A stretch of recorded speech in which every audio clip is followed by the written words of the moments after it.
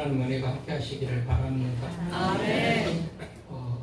6월 하면 호국 보훈의 달로 늘 애국에 관한 관련된 그런 설교를 한 번씩 합니다만, 우리 초계적으로도 이달에 어떤 여러 기념주일이 있고, 우리 교회는 또 재직의 공동의 회의가 있고, 이런 관계로 쭉 미뤘죠. 첫째 주일은 환경주일, 둘째 주는 순교자 기념주일, 또 우리 셋째 주일은 재직의 공동회 하다 보니까 제대로 애국과 관련된 설교 한 편 못하고 넘어갈 뻔했는데, 오늘 마침 마지막 주일에 이 설교를 준비를 했는데요. 주제는 우리 그리스도인들은 국가를 사랑해야 된다, 나라를 사랑해야 된다, 그런 주제의 말씀인데요. 여러분, 영락교회를 아시나요?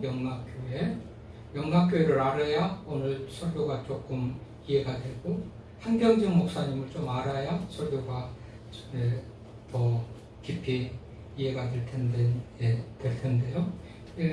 우리 한국 교회를 거의 대표하는, 통합지교회를 대표하는 영락교회, 이 한경정 목사님이 이북에서 내려와 가지고 이북에서 내려온 사람들을 중심으로 세운 그 교회인데, 아주 큰 교회를 이루고 교회적으로나 사회적으로 많은 큰 일을 하는 그런 교회, 중구 정동에 가면 그 영락교회라는 데가 있어요. 중구 그 백병원 옆에 이쪽으로 명동에서 지나다가 을지로 쪽으로 가는 그 지역인데, 아무튼 큰 교회가 있습니다. 자랑스러운 교회죠. 그 교회를 개척하고 큰 교회를 이뤘던 담임 목사님이 한경재 목사님이세요.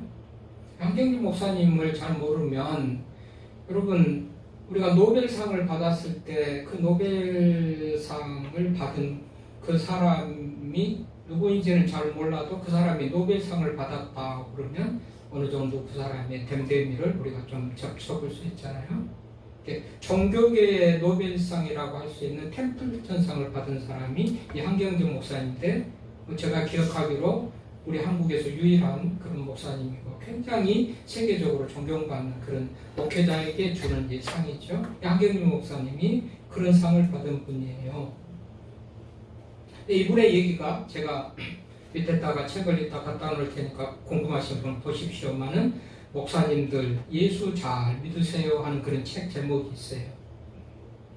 이 목사님들 예수 잘 믿으세요, 이 얘기를 신학교 졸업식에 가서 초임 인직받은 목사님들 인직받는 그 식에서 하는 것이 아니고, 내노라 하는 우리 대한민국의 피라성 같은 그런 목사님들이 은퇴하신 이후에 성남 남한선성에 사시던 한경재 목사님에게 새해 인사차 문안하는 그런 내노라 할 만한 대교회에 큰 총회장 되는 사람들, 알만한 사람들이 갔을 때 그런 얘기를 했다는 거 아니겠어요? 목사님들 예수 잘 믿으세요. 그 책 속에 나오는 얘기인데요.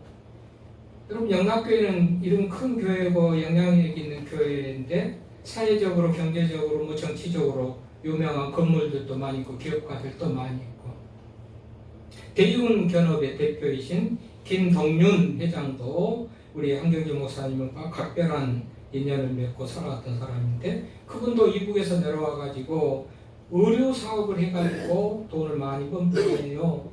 목사님을 뵐 때마다 늘 목사님은 검소하다 못해서 초라한, 그렇게 보이는 그런 양복을 입고 그렇게 사셨다고 그래요.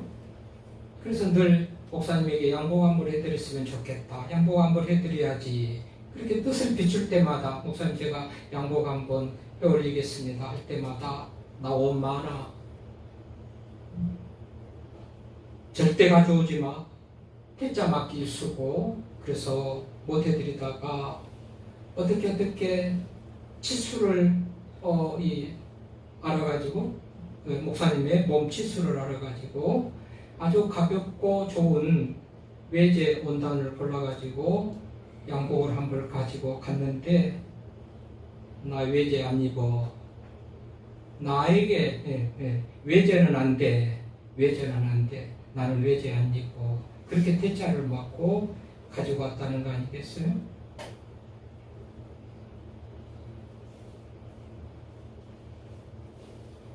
여러분, 외국, 외제 좋아하는 분들 좀 챙겨보십시오. 챙겨보시고 이것으로 끝나면 제가 오늘 이분을 소개할 이유도 없었을 텐데요. 이분과 또 관련된 그런 일화가 있어요. 이분은 영락교회 은퇴 장로이신 백운경 장로님이 직접 또 목사님을 찾아뵙고 가서 있었던 얘기를 하는 건데, 은퇴하고 남한산성이 계신데 교회에서야 맨날 봤겠지만은 이후에 한번 이제 이사하고 나중에 한번 찾아뵀는데, 그렇죠? 그래도 큰 교회 목사였고 어느 정도 세간살이, 어느 정도 집 이렇게 좀 갖추고 살겠지라고 갔는데, 이게 정말 우리 목사님의 사택이 맞나 하고 할 정도로 그야말로 검소하게 그렇게 집을 꾸며놓고 사는데, 방 안에 있는 장롱이 있는데요. 장롱도 정말 오래된 그런 장롱. 그리고 장롱 중앙에 빛바랜 종이 한 장이 이렇게 붙어 있더라는 거예요. 그것도 오래된 스카치 테이프를 붙여가지고 빛바랜 그 종이에 이게 뭔가 하고 가서 봤더니 태극기가 그려져 있고 애국가 가사가 1절부터 4절까지 다 그렇게 써져 있는 그 종이를 장롱에 그렇게 붙여놓고 계시더라. 그래서 얼마나 정말 목사님이 나라를 사랑했는가라는 것을 알 수 있었다고. 아니, 목사님이 장롱 이렇게 오래된 게 이렇게 좀 바꿔드리고 싶습니다. 내가 돈이 없어서 못 바꾸겠는가? 이게 어떤 돈인데 내가 그렇게 좋은 것으로 바꿔야 되는가? 아무튼 전략, 검소, 애국, 한 목사님이 이런 분이셨구나.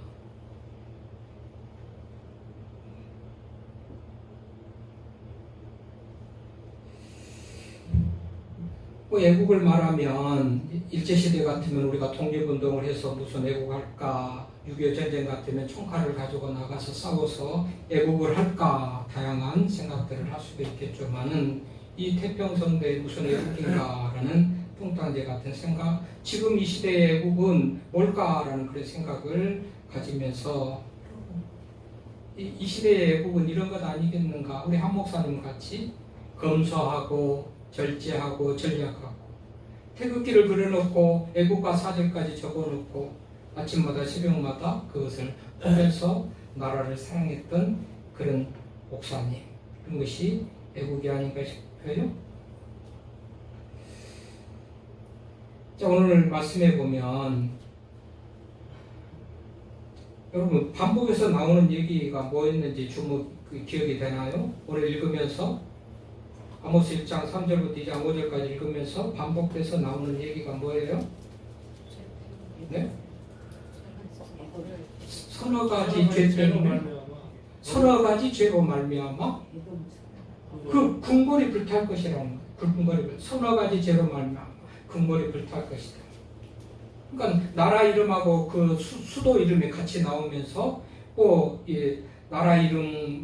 나라 이름의 수도를 대면서 그 수도가 불탈 것이라 이렇게 말하는 거죠. 궁궐은 대부분 수도에 있고, 궁궐은 왕이 머무는 곳이 궁궐 아니겠어요? 가장 나라의 중심, 수도, 왕의 자리, 정치, 권력, 부, 사치의 상징. 그 궁궐을 하나님께서 내가 불태워버린다. 반복해서 나오는 얘기입니다. 7번이나 그렇게 나오죠.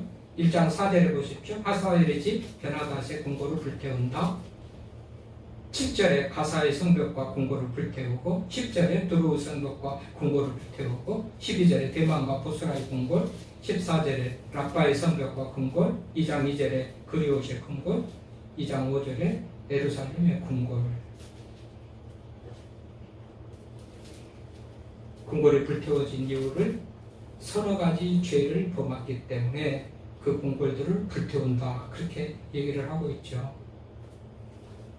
그러면서 죄를 낱낱이 또 죄의 제목, 죄가 무슨 죄를 지었는지를 낱낱이 또 거기 언급하고 있잖아요. 무슨 죄를 지었다는 거예요? 거기서 쭉 얘기를 하고 있습니다. 무슨 죄를 지었다는 겁니까? 3절에 보니까는 뭐예요? 철타작기로 타작하듯이 길르앗을 압박하였다. 타작하듯이 길르앗을 압박했다. 힘없고 약한 그 민족들을 철타작기로 타작하듯이 그들을 압박했다, 억압했다, 탈취했다, 뺏었다, 뭐 이런 얘기가 되겠죠.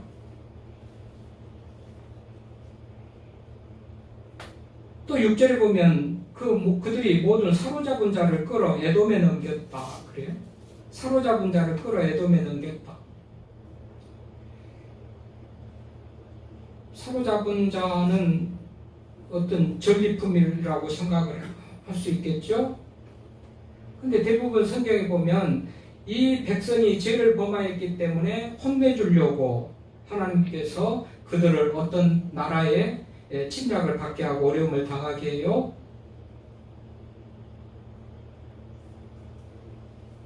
그런데 여러분, 침략을 해가지고 정복을 하면 그 땅도 이 나라의 땅이 되고 그 백성도 이 나라의 백성인 것이잖아요. 내가 점령을 해서 어느 나라를 정복했으면 그 땅이 내 땅이 되고 그 나라 백성이 되면 내 백성인 거거든요. 그러면 내 백성을 그렇게 하면 안 되죠. 그런데 사로잡은 자를 끌어다가 에돔에 넘겼으니까 인신매매같이 팔아먹는 그를 죄를 저질렀다는 거 아니겠어요? 그래서 또 그들이 궁궐이 불타겠고 또 형제의 계약을 기억하지 아니하고 9절에 보면 형제의 계약을 기억하지 아니하고 모든 사로잡은 자를 에돔에 넘겼다. 이것도 형제 간에는 이룰 수가 없는 일, 약속과 계약과 윤리와 어떤 도덕을 다 무효화시켜버리고 너는 형제도 아니고 뭐 원수를 대하듯한 그런 행동으로 형제의 계약을 기억하지 아니하고 모든 사로잡은 자를 에돔에 넘겼다. 이것 때문에 그 궁궐이 불탈 것이다. 이런 말씀을 또 하고 있죠. 또 13절에 보면 그들이 자기 지경을 넓히고자 하여 길르앗의 아이변 여인의 배를 갈랐다라는 무시무시하는 말을 소름 돋친 얘기를 해요. 자기들의 지경을 넓히고자, 아니 먹고 살기 위해서 최소한 이것이 필요해서 무엇을 차지하거나 뺏거나 정복하고 그런 게 아니고 충분하고 넉넉하고 이만하면 됐다라고 하는 그런데 지경을 더 넓히고자 해서 땅을 더 넓히고자 해서 길르앗 아이변 여인의 배를 갈랐으니 천인 공노할 일이고 그들이 온전하게 살아간다면 하나님의 공의가 없는 그런 상황이 생긴 것이죠.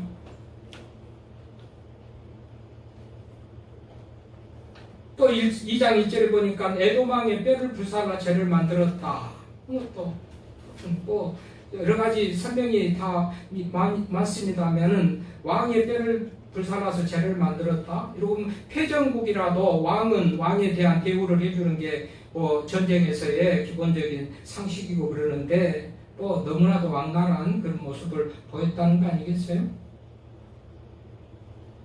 또 예루살렘이 멸망한다. 유다의 죄에 대해서 4절에 말하고 있는데 2장 4절부터 보니까 그들은 여호와의 율법을 멸시하며 4절에 그 율례를 지키지 아니하고 그의 조상들이 따라갔던 거짓 것에 미혹되었음이라 내가 유다의 불을 보내리니 예루살렘의 궁궐들을 살리리라 라고 말하고 있어요. 그러니까 까닭 없이 우리 하나님께서 평안한 그 도성을 어느 날 불태우고 멸망시킨 것이 아니고 그야말로 자업자득 그들이 죄가 만연하고 정말 하나님의 뜻에 정반하는 그런 모습으로 살아갔기 때문에 그 궁궐들이 무너지고 망한다고 불태운다고 그렇게 말하고 있는 거 아니겠어요?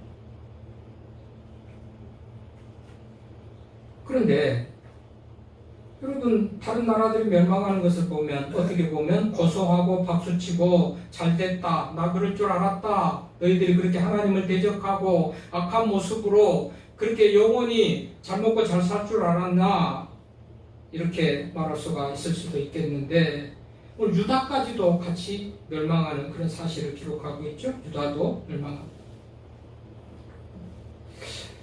오늘 말씀에 보면 참으로 우리들에게 많은 생각들을 하게 하는데요. 서너 가지 죄로 말미암아 내가 벌을 돌이키지 아니한다. 하나님은 오래 참으시는 분이라고 성경에 기록되어 있죠. 오래 참고 인내하시고 참아주시고 기다리셔요. 그래서 서너 가지 죄로 말미암아 내가 그 벌을 돌이키지 아니한다는 것은 한 번, 두 번, 세 번, 네 번 지을 때까지도 참고 기다렸지만 도저히 기다릴 수 없는 그 어느 정도의 맞아면 정말 때가 돼서 하나님께서 심판하신다는 그런 말이에요. 여러분, 누군가 말할 때 내가 한두 번 말했냐 이런 말을 하죠. 자녀들에게 너 왜 그렇게 말을 안 듣고 하지 말라는 걸 계속하냐, 내가 한두 번 말했냐, 이 말은 한 번 했습니까, 두 번 했습니까? 여러 번 했다는 말이거든요. 여러 번 말했는데 왜 그렇게 안 듣냐는 말 아니겠어요? 또 서너 가지 죄로 말한다 할 때 이 죄가 세 가지, 네 가지가 아니고 많은 죄입니다. 많은 죄, 차고 넘치는 그런 죄, 그런 의미를 가지는 그런 죄예요. 하나님께서는 어쨌든지 세 번, 네 번만 하더라도 세 번까지도 참아줬단 말이죠. 기다리고 참아줬어요.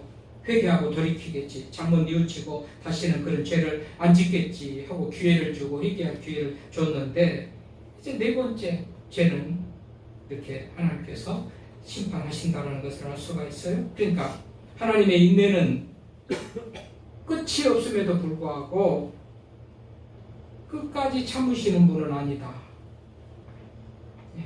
인내하시는 하나님인 것은 맞지만 끝까지 참으시는 분은 아니구나라는 사실. 서너 가지 죄를 질 때 참으다가 이제는 참을 수 없는 상황에서는 하나님께서 심판하시는 거 아니겠어요? 우리가 죄를 지어도 별일 없죠? 아니, 죄를 지어가지고 오늘 뭔가 잘못해서 죄를 지어요. 그때마다 어떤 하나님의 벌이 내리면 돌이키고 안 하고 회개하면서 죄를 안 지을 텐데, 하나님은 좀 이상하신 분도 있어요. 이상하신 면도 있어요. 그렇잖아요. 우리가 지금 죄를 지어도 별일이 없으니까 내일도 별일 없고 모레도 별일 없고 10년 전에도 별일 없고, 그래서 죄를 물 먹듯이 밥 먹듯이 짓고 살아가지만, 그러나 끝까지 참으시지는 않구나. 언젠가는 하나님께서 그 죄를 대가를 물으시고 벌을 내리신다는 사실을 우리가 알 수가 있잖아요.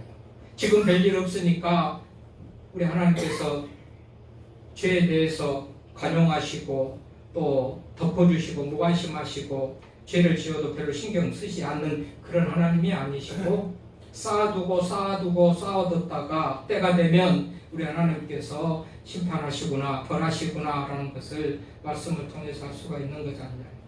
서너 가지 죄를 계속 말하고 있어요. 사실 노아 시대 때도 그랬고, 소돔 고모라가 멸망한 사건도 그렇고, 이스라엘도 그렇고, 죄를 지어도 참고 회개의 기회를 주면서 참아주셨어요. 혹은 우리가 이 말씀 앞에서 정말 내가 죄를 지어도 별일 없으니까 하나님은 죄에 대해서도 별로 따지지 않는 분이구나, 죄를 지어도 괜찮아, 이런 생각을 하신 분이 계신다면 오늘 말씀을 깊이 읽어보고 묵상하면서 끝까지는 안 참는구나, 우리 하나님은 참다가도 끝까지는 안 참는구나 라는 것을 기억하시면서 두려운 마음을 가지고 죄를 안 지었으면 좋겠습니다. 죄를 짓지 않았으면 좋겠습니다.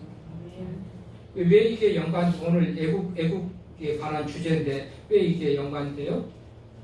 죄를 지은 것 때문에 성이 불타버린다고 하잖아요. 나라가 망한다고 그러잖아요.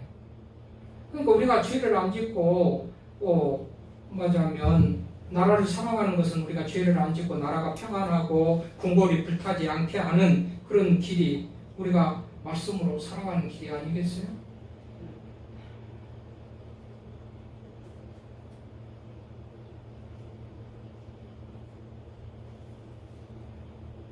그래서 다른 나라들은 또 그렇다 치고 이방 나라들은 다 그렇다 치고 다메섹도 맞아, 가사도 맞아, 에돔 한번 다 멸망받아 마땅한 나라들이 있잖아요. 얼마나 하나님의 백성들을 괴롭히고 하나님의 뜻을 대적하고 거역했던 사람들이에요.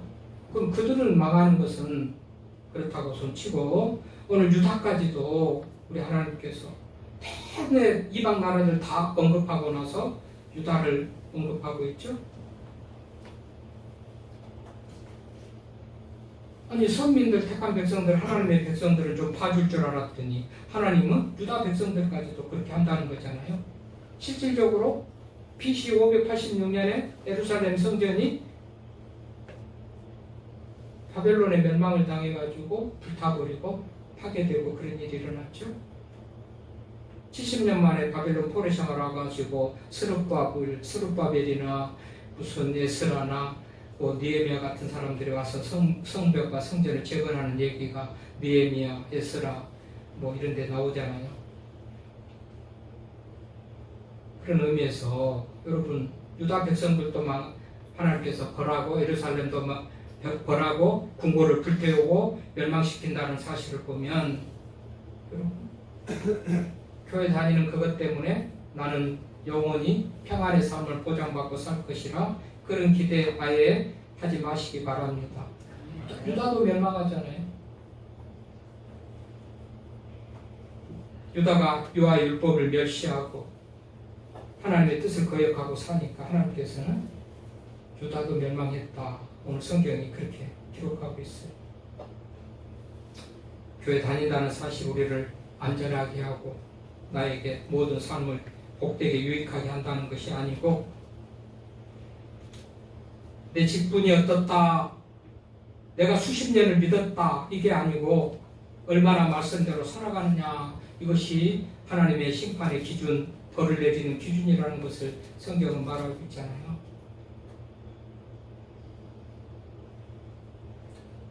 하나같이 7번 내리는 벌 중에 보니까 궁궐을 사르겠다, 궁궐을 불태워버리겠다.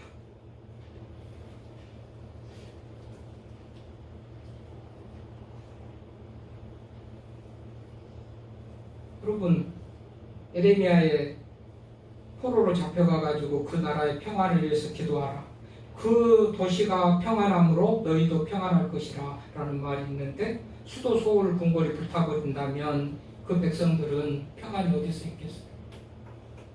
그 나라를 사랑하고 정말 우리 나라가 잘 되고 평안하기를 바라면 우리가 하나님을 거역하지 않고 하나님이 기쁘신 뜻 안에서 살 때 하나님께서 우리로 인하여 하나님의 뜻대로 살아가는 사람들로 인하여 이 나라에 평안의 복을 주실 줄로 믿습니다. 아멘. 안 그러면 성전이 불타버린다, 궁궐이 불타버린다 그랬죠.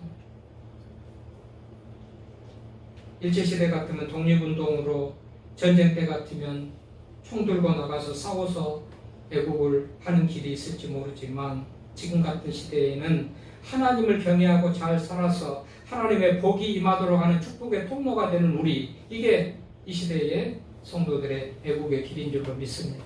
아멘. 우리 하나님께서는 불의를 미워하시고 약자를 짓밟는 자를 했잖아요. 아까 내내 이 말씀들을 보면 약자를 짓밟고 힘가지고 탈취하고 힘가지고 억압하고 못살게 하고 힘들게 하고 약속도 안 지키고 형제의 도리를 저버리고 거짓을 행하고, 사실 이런 모든 것들은 개인이든지 국가적으로도 하나님의 어떤 은혜를 입을 만한 모습은 아닌 것이죠. 인도의 성자라고 알려진 간디가 이런 말을 해요. 나라가 망할 때 나타나는 7가지 사의 악, 나라가 망할 때 나타나는 7가지 사의 악, 원칙 없는 정치, 노력 없는 부, 양심 없는 쾌락, 인격 없는 교육, 도덕 없는 상업, 인간성 없는 과학, 희생 없는 종교, 이런 현상이 사회 속에 나타나면 나라가 망할 현상이다라고 간디가 이런 말을 하는데요. 내 모습이나 우리 국가의 모습이나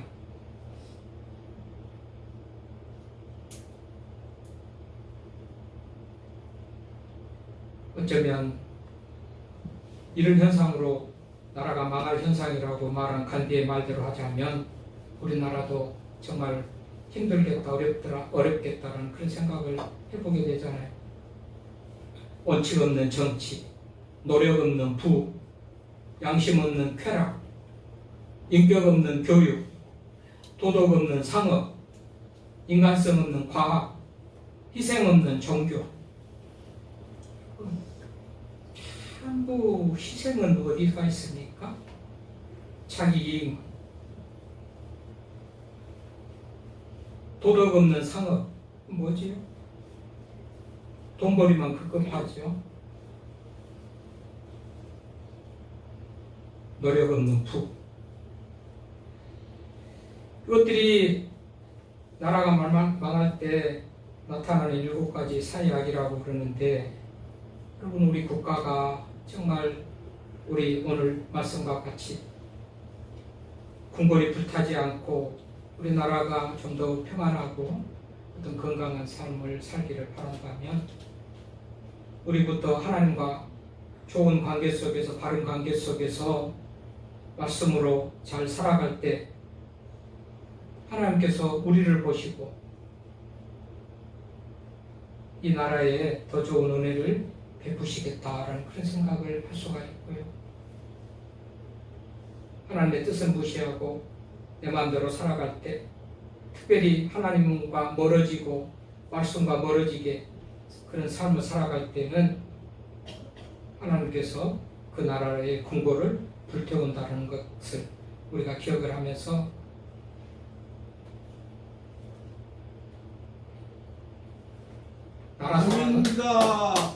나라를 사랑한다는 것은 곧 나를 사랑하는 거잖아요. 나라가 평안하고 나라가 잘 될 때 우리가 다 같이 잘 되는 것이니까, 그것은 나는 손해보고 나라만 좋은 일 시킨 게 아니고 나라도 나도 같이 사는 길이 나라를 사랑하는 길이다라고 생각을 하면서, 오늘 7 궁궐이 불타버리는 그 이유는 서너 가지 죄 때문에 그랬다. 서너 가지 죄는 정의롭지 못하고 하나님의 말씀을 거역한 그 삶이었다. 우리가 조금이라도 나라를 사랑하는 그런 마음을 가지고 하나님과 좋은 관계 속에서 믿음으로 살아갈 때에 나라도 나도 평안한 삶을 누리리라는 믿음을 가지고 말씀으로 하나님을 기쁘시게 하는 삶으로 살아가는 우리가 될 수 있기를 바랍니다. 하나님 아버지,